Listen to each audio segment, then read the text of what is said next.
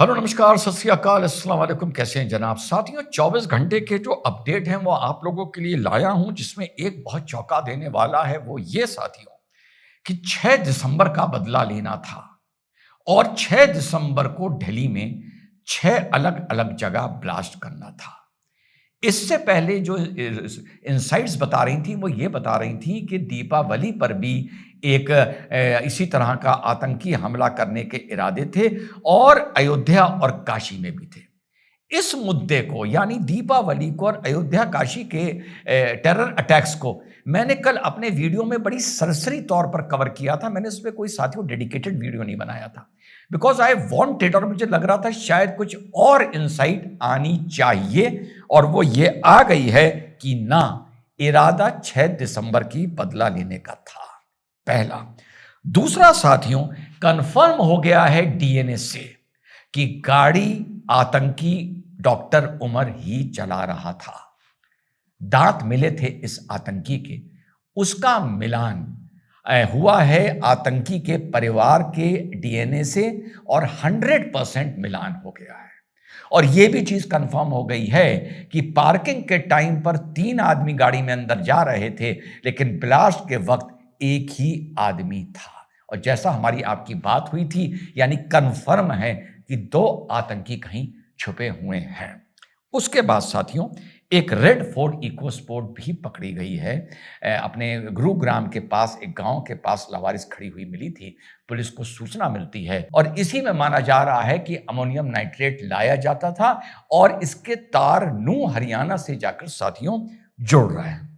उसके बाद परवेज अंसारी का आपने नाम सुना होगा, डॉक्टर आतंकी परवेज अंसारी, जो लखनऊ का रहने वाला था और आतंकी डॉक्टर शाहीन का शायद कजिन था या रियल ब्रदर था। वो लापता था, फरार था। उसे पुलिस ने साथियों धर दबोचा है और उसके घर में जब रेड हुई है तो कोई आधुनिक हथियार तो नहीं मिला है, कुछ डैगर्स मिले हैं, कुछ लिटरेचर मिला है और साथ में 6-7 पुश बटन फोन्स मिले हैं। पुश बटन फोन का मतलब आसान भाषा में जो आसानी से सर्वेलेंस पर ट्रैक ना हो पाए। अब डॉक्टर शाहीन की अगर बात शुरू हुई है, डॉक्टर आतंकी शाहीन की, तो यहां एक बड़ी इंटरेस्टिंग चीज साथियों सामने आई है। एक आई है कानपुर से और एक आई है इसके घर से। कानपुर में ये 2006 में एक हॉस्पिटल में वर्क किया करती थी, वहां से इसका ट्रांसफर होता है और वापस ये फिर कानपुर हॉस्पिटल में आ जाती है। I am missing the name of the hospital. तो हॉस्पिटल भी पुलिस पहुंची है खंगालने के लिए सारे रिकॉर्ड्स, और सामने आया है कि 2013-14 आते आते ये एकदम से यकायक गायब हो गई थी। उसके बाद कई नोटिस भेजे गए, कांटेक्ट करने की कोशिश की और इससे कांटेक्ट नहीं हो पाया। और ये बिल्कुल मिलता जुलता बयान इसके हस्बैंड की तरफ से भी आया है कि डिवोर्स हो गया था हमारा। क्यों हो गया था? क्योंकि इसने बात करनी बंद कर दी थी और ये हमारे घर से यकायक गायब हो गई थी। बाद में जब डिवोर्स की फॉर्मेलिटीज पूरी करनी थी तभी मुलाकात हुई थी। मतलब फैमिली से कोई कांटेक्ट खत्म कर दिया था अपना इस महिला ने।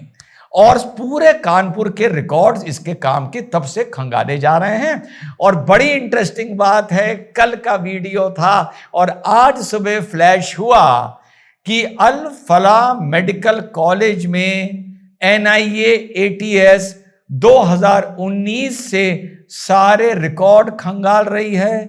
स्टूडेंट्स की लिस्ट मांगी है, स्टूडेंट्स का बैकग्राउंड चेक हो रहा है, स्टाफ का बैकग्राउंड, फैकल्टी का चेक हो रहा है, कहां से पेमेंट आया ये चेक हो रहा है, कहां पेमेंट गया ये चेक हो रहा है, किसके अपॉइंटमेंट हुए, क्या हुआ, पूरा रिकॉर्ड चेक हो रहा है। बेहतर होता कि ये पूरा कैंपस सील हो जाता, लेकिन शुक्र है कि अब हर स्टूडेंट को खंगाला जाएगा, उसके रिकॉर्ड देखे जाएंगे।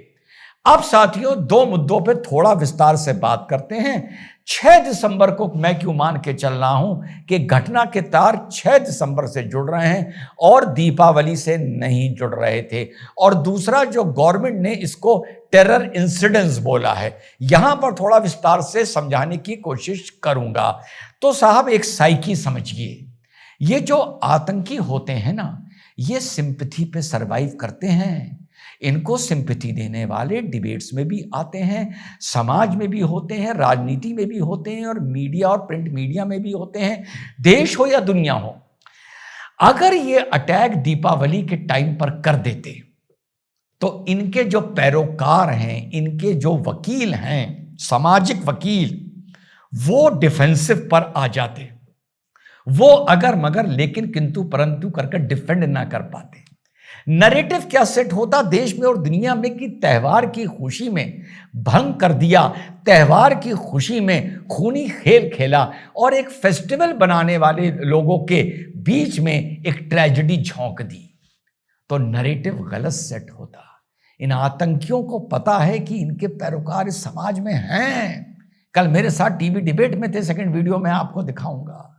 तो जब ये 6 दिसंबर की घटना करते तो कहीं ना कहीं उसको बदला का नाम दिया जाता, रिवेंज का नाम दिया जाता। और रिवेंज का नाम तब दिया जाता तो एक नैरेटिव होता कि गलत हुआ था, लोग आहत थे, पढ़े लिखे थे लेकिन तब भी आहत थे, ये कर बैठे, गुमराह हो गए, भटक गए, लेकिन 6 दिसंबर को जो हुआ वो गलत था। और पूरी दुनिया में नैरेटिव जाता कि ये जो बॉम्ब अटैक हुआ है ये एक बदला लेने के लिए हुआ है, जो एक मस्जिद गिराई गई थी। ये पूरा जितना भी इन्होंने सामग्री इकट्ठी करी थी उसको इनको अलग अलग घातक बॉम्ब्स का रूप देना, रेकी करना, 6 स्थानों पर प्लेस करना, उसके लिए इनके पास अभी टाइम था। इस मारे मेरा जो मत है वो इस तरफ है, 6 दिसंबर 6 जगह बॉम्ब ब्लास्ट। हाँ, यह भी हो सकता है कि उसमें से 1-2 ये अयोध्या के भी आसपास करते या मंदिर के आसपास करते,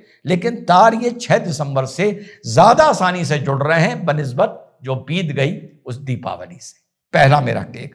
दूसरा, गवर्नमेंट ने क्यों बोला टेरर इंसिडेंट्स? आपका भाई इस मंच पे वही जिम्मेदारी निभाता है जो उसको सही लगती है, नैतिकता की गवाही देते हुए। अभी तक इसको टेरर इंसिडेंट्स इस मारे बोला जा रहा है, अभी भी वो बहुत से मीडिया वाले, बहुत से यूट्यूबर, बहुत से पत्रकार क्या अपने 2 कौड़ी के बैठ के ऐलान कर दें, सेंसेशन क्रिएट करने के लिए थंबनेल बना दें, अपने चैनल की ओपनिंग एक धमाके से करें व्यूअरशिप लेने के लिए, वो एक अलग मुद्दा है, वो उनकी दुकान है, वो चलने दीजिए आप, ठीक है, एंटरटेनमेंट के लिए जाइए, ठीक। मैटर ये है साथियों कि अभी भी हमारी एजेंसीज की ये ईमानदारी है, वो चाहती हैं एकदम से डिक्लेयर कर देती सुसाइड बॉम्बिंग, खत्म हो गई बात, सब मान लेते, आप भी मान लेते, मैं भी मान लेता, लेकिन नहीं, वो कह रही है एग्जैक्ट ये अटैक कैसे हुआ है, इसके एग्जैक्ट तार कहां जाके जुड़ रहे हैं। क्या ये एक सुसाइड बॉम्बिंग थी या ये एक डेडिकेटेड अटैक था जो इसी स्थान पर होना था, या इस चीज को ट्रांसफर किया जा रहा था कहीं और ले जाकर लगाने के लिए जहां पर जान माल का नुकसान ज्यादा हो भीड़ भाड़ी जगह में, या इस एक्सप्लोजिव को लेकर यहां से कहीं छुपाया जा रहा था, सबूत मिटाए जा रहे थे। ये अनप्रिपेयर्ड था, ये मतलब ये बॉम्ब अभी पूरी तरीके से, मैंने कल आप लोग को दिखाया था, तैयार नहीं था, अभी रेडी नहीं था, प्री मैच्योर हो गया, नट बोल्ट नहीं मिले, छर्रे नहीं मिले, अभी कोई ट्रिगर नहीं मिला है, अभी कोई तार नहीं मिले हैं। ये सारी चीजें मिलती हैं पर ये जिम्मेदार लोग ही आप तक पहुंचाते हैं, सेंसेशन क्रिएट करने वाले छिछोरे नहीं पहुंचाते, ठीक। तो अभी भी सरकार इसको कैलकुलेट नहीं कर पा रही है, इन्वेस्टिगेट नहीं कर पा रही है, पर कोई ना कोई नाम देना था। यूएपीए में एफआईआर है, एनआईए कर रही है, टेरर मान लिया है, गाड़ी चलाने वाला टेररिस्ट है, गाड़ी आतंकी की है, अंदर एक्सप्लोजिव सब्सटेंस है, मारने का इरादा है, दहशत मचाने का इरादा है, ये सब सरकार को पता है और सब सरकार ने बता दिया है आपको। लेकिन सरकार एक एग्जैक्ट शब्द अभी आपको नहीं बता रही है कि ये उसी जगह पर डेडिकेटेड अटैक करना था, ये सुसाइड बॉम्बिंग थी, या क्या क्या प्रोबेबिलिटीज हो सकती हैं। ये बात एक जिम्मेदार लोगों को जब तक फाइनल चीज सामने नहीं आ जाएगी हमें पता नहीं चलेगी।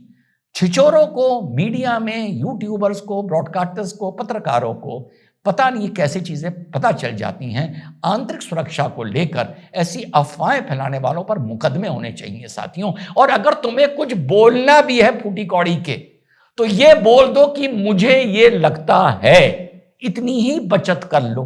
तुम तो बोल देते हो कि खबर आ गई है और यही खबर है, और खबर अभी कोई नहीं आई है, यानी एग्जैक्ट खबर नहीं आई है, जितनी पहले की थी मैंने आपको बता दी। इंतजार करते हैं कि हमारी एजेंसीज क्या बताती हैं। जय हिंद, वंदे मातरम, खुदा हाफिज।